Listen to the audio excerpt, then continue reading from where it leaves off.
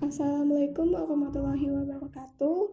Kami dari kelompok 6 ingin menjelaskan tentang bioma ekosistem air tawar.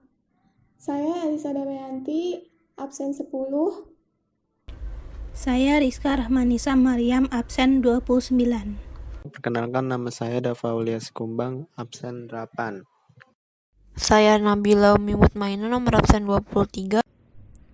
Saya Elisa Damayanti akan menjelaskan tentang pengertian bioma ekosistem air tawar.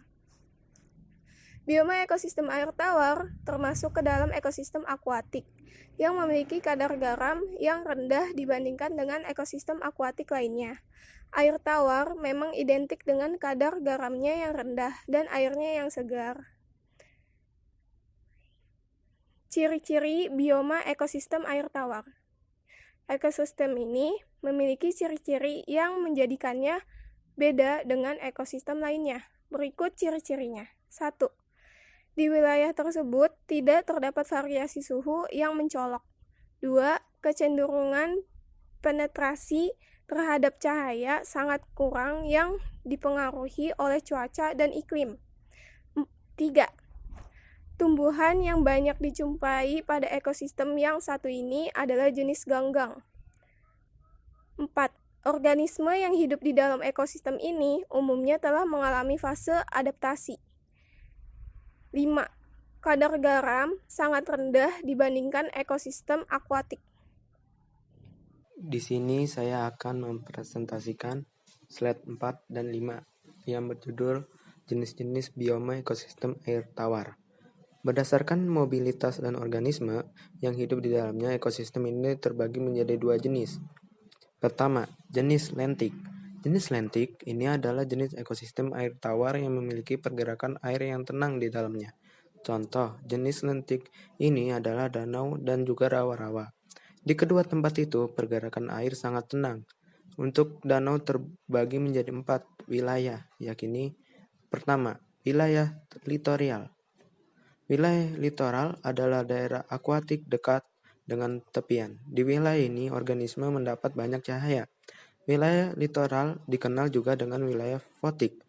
Disebut dengan wilayah fotik karena di daerah ini banyak mendapatkan cahaya matahari sehingga dengan demikian banyak organisme menjadikan tempat ini untuk tumbuh dan berkembang.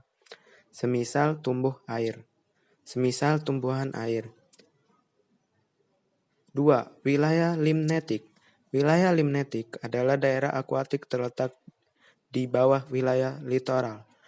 Maka posisi wilayah limnetik lumayan dalam dari permukaan dibandingkan dengan wilayah litoral. Meskipun letaknya di bawah wilayah litoral, cahaya matahari masih sanggup menembus walaupun dengan intensitas cahaya yang berbeda. Pada wilayah ini, organisme yang mampu bertahan hidup ialah kelompok fitoplankton atau alga, zooplankton atau udang-udangan. 3. Wilayah profundal. Wilayah ini berada di bawah kedua wilayah sebelumnya. Karena berada posisi paling dalam, maka cahaya matahari tidak mampu menembusnya. Sehingga ilmuwan menyebutnya dengan nama lain wilayah afotik. Di wilayah ini banyak bangkai berjatuhan. Bangkai tersebut berasal dari wilayah di atasnya, yaitu wilayah litoral dan limnetik. Di dalam wilayah ini juga terdapat mikroba pengurai yang menggunakan oksigen berlarut untuk menguraikan bangkai yang telah mati. 4. Wilayah bentik. Wilayah ini berada di titik paling dasar dari danau dan di tempat ini terdapat beragam bentos juga sisa organisme-organisme yang telah mati. 2. Jenis lotik. Jika jenis lentik memiliki air yang tenang, maka jenis lotik memiliki air yang berarus. Salah satu contoh jenis lotik ini adalah sungai. Sungai berasal dari mata air yang mengucur deras dari bawah tanah atau dari air hujan yang turun. Sungai disebut juga dengan muara dari aliran anak-anak sungai, hulu sungai. Komponen ekosistem air tawar. Komponen pada ekosistem air tawar dibagi menjadi dua, yaitu abiotik dan biotik. Abiotik adalah komponen yang terdiri dari benda-benda mati. Biotik adalah komponen benda-benda hidup atau makhluk hidup. Komponen abiotik. Kehadiran komponen abiotik memiliki peran yang sangat besar dalam lingkungan biotik, karena syarat tumbuh dan berkembangnya organisme adanya air dan cahaya. Komponen biotik. Hampir 90% makhluk hidup ekosistem air tawar tinggal di dalam air yang bergerak atau sungai. Komponen di ekosistem air adalah produsen, konsumen, pengurai, begitu juga dengan ekosistem di darat. Berikut komponen biotik yang ada di ekosistem air tawar. Produsen. Dalam ekosistem perairan yang bertugas sebagai produsen ialah kelompok alga atau ganggang. Jenis mikroorganisme yang hidup di permukaan air lalu kemudian terbawa arus air dikenal dengan istilah plankton.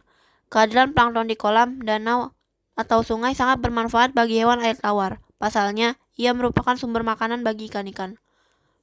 Konsumen. Organisme konsumen atau organisme heterotrof di ekosistem air tawar adalah ikan-ikan kecil ataupun besar. Pengurai. Komponen pengurai atau dekomposer dalam sistem ekosistem perairan berupa bakteri dan jamur. Jadi, semua bahan sisa dari tumbuhan atau hewan mati akan diuraikan oleh bakteri dan jamur yang hidup di perairan. Bahan-bahan tersebut diuraikan kembali menjadi zat anorganik. Zat ini nantinya digunakan kembali oleh produsen zooplankton untuk mengolah makanan. Flora dan fauna ekosistem air tawar. Flora. Hampir semua golongan tumbuhan terdapat pada ekosistem air tawar, mulai dari tumbuhan tingkat tinggi hingga tumbuhan tingkat rendah. Berikut beberapa contoh tumbuhan yang ada di air tawar. 1. Pohon willow. 2. Teratai. Fauna. Fauna di ekosistem ini didominasi oleh hewan beringsang atau yang kita kenal dengan ikan. Beberapa contoh-contohnya. 1. Tikus besar ketsuri. 2. Ikan pike. 3. Itik ekor kuning. 4. Udang satang. 5. Kumbang air. Sekian dari kelompok kami. Wassalamualaikum warahmatullahi wabarakatuh.